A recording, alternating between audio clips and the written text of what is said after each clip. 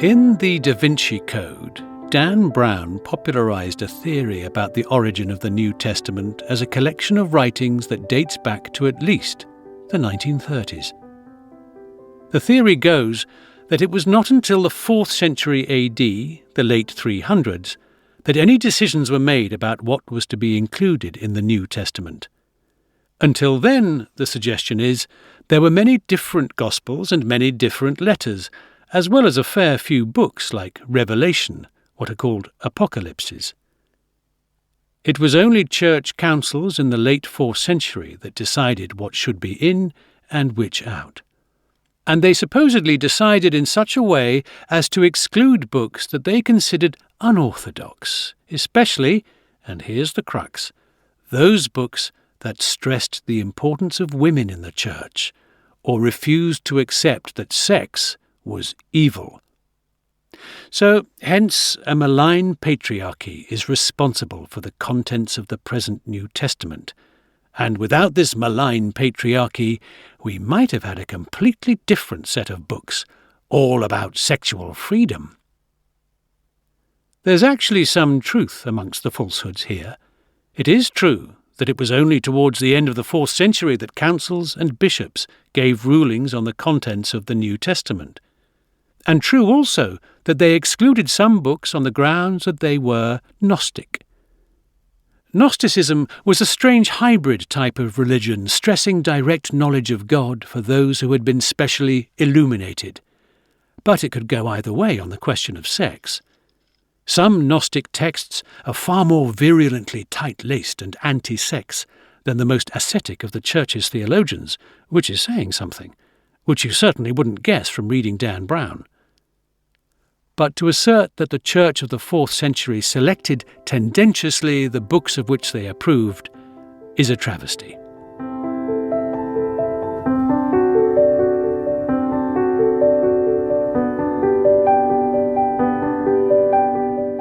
The very first document that lists exactly the books that were to be in what we now recognize as the New Testament to the exclusion of all others is a letter sent round to the churches under his jurisdiction by Athanasius, Bishop of Alexandria, in 367 AD. All that this letter does is to list the books on which the Church had, for the most part, already agreed. The 4 Gospels, the major letters of St. Paul, the first letters of Peter and John, the Acts of the Apostles. And in fact, we already knew all this, and so did the churches to which Athanasius was writing, since these are the books that Christian writers had been quoting since at least the middle of the 2nd century. The only place where writers of the 4th century offer what could be called a ruling is at the fringes of the collection, where we again already knew there was some dissension. Should the New Testament include the very short 2nd and 3rd letters of John? Should the book of Revelation really be part of the Bible? People still ask that.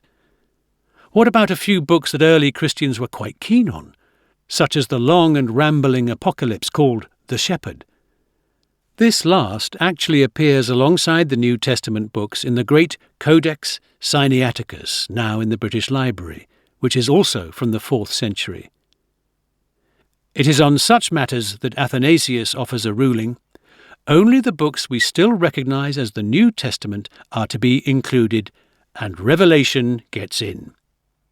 But there's no suggestion that he is selecting from a larger body of possible candidates. He's simply endorsing what was already pretty much settled.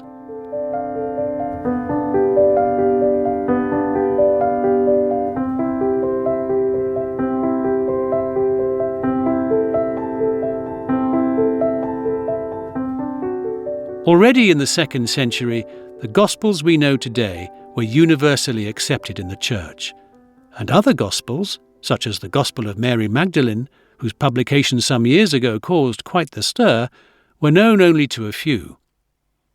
Almost all such contested Gospels are much later than the ones in our New Testament, and have little claim to any real contact with Jesus.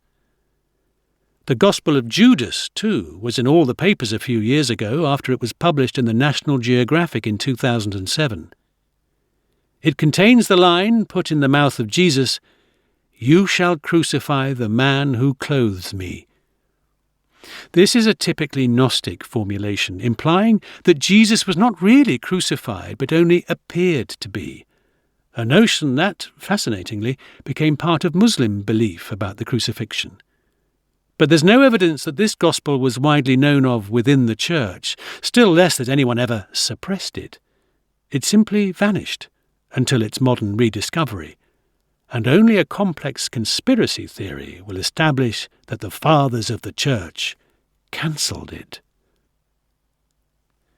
The answer to the question, who chose the four Gospels, is that no one did. They established themselves in the Church, being much older than any rival accounts of Jesus' life, and by the mid-2nd century, people quoted them almost to the exclusion of any other sources for Jesus' life and ministry. They had become scripture, we might say, because they had always been there. Even attempts like that of early Christian theologian Tatian, who hankered after a harmony and consistency of the Gospels, were largely resisted. They were not open to negotiation. Much the same applies to the letters of St. Paul. The mistake in the Dan Brown theory is as much a logical as a historical one. It fails to draw a crucial distinction between a belief that certain books at least should definitely be in the New Testament and a belief that certain books at most should be in it.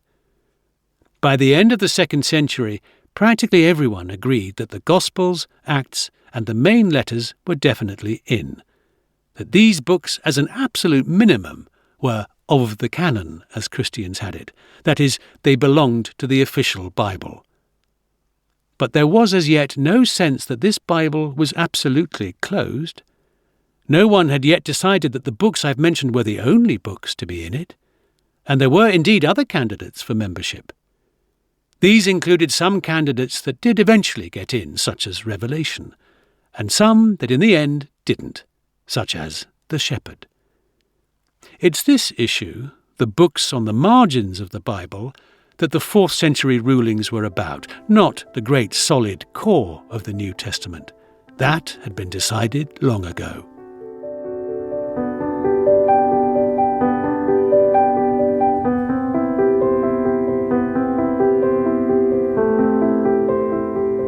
If we think back to the formation of the Hebrew Bible or Old Testament, a very similar picture emerges for the New Testament. There was the Torah, which no one had ever had doubts about, plus a good many historical, prophetic, wisdom and poetic books that may not have had the same status as the Torah, but were definitely still in. But then there was a penumbra, mainly consisting of the books we call the Apocrypha. Some Jews, at least for a time, and eventually almost all Christians, did come to accept them as part of the Bible. Others did not. Jewish sources discuss a few books in that category, particularly the book called The Wisdom of Jesus, son of Sirach, a great wisdom text from the 2nd century BC, which the Church came to revere greatly under the title Ecclesiasticus. This is not to be confused with Ecclesiastes.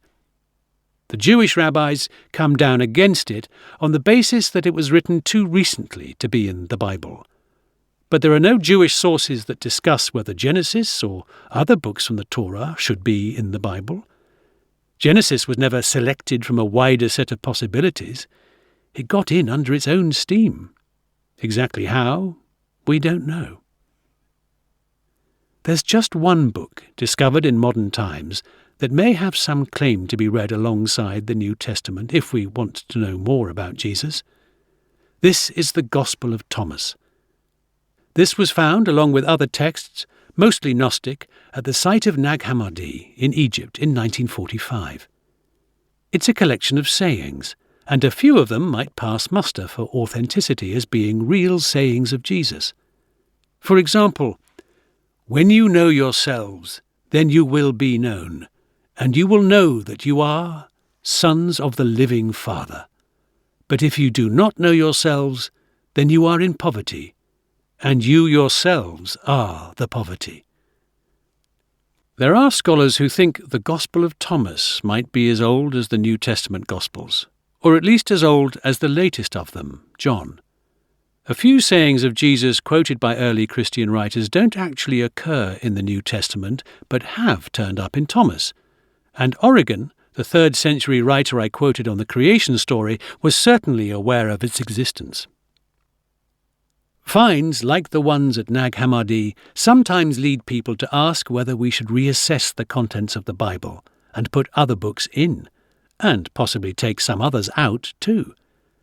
I think this approach fundamentally misunderstands the process that led to the making of the Bible in the first place. The case for the books that are in it really rests on the grounds that the Church has always acknowledged them, not that they are either very early or very good. In fact, the religious quality of what is in our New Testament is indeed very high, while some of the works that weren't included are poor. But I don't think that the letter of Jude, say, is necessarily better in any absolute sense than some sections of Thomas. It's just that the Bible is a given, as it was from the beginning, a kind of self-selecting collection of books. It's not very tidy. People have always had doubts about its outer fringes, but the central core is a fixture. One book that was too late to make it into the New Testament, since it comes from the end of the 2nd century, is the Proto-Gospel of James. This was much loved in the early Church, and exists in at least 100 different Greek manuscripts. It's the source of a number of features in the Nativity story, as most people today would know it and will have celebrated it last week. Joseph as an old man who had been married before, for instance Mary riding a donkey, the ox and the ass in the stable, and the stable being located in a cave, which is the normal understanding in the Eastern Orthodox churches. Many people are surprised to learn that none of these details is in the New Testament, only in the Proto-Gospel of James. So, although we may nowadays think of the New Testament as a fixed, immovable object, in truth, as is so often the case, on closer inspection we detect a certain fuzziness around its illustrious edges.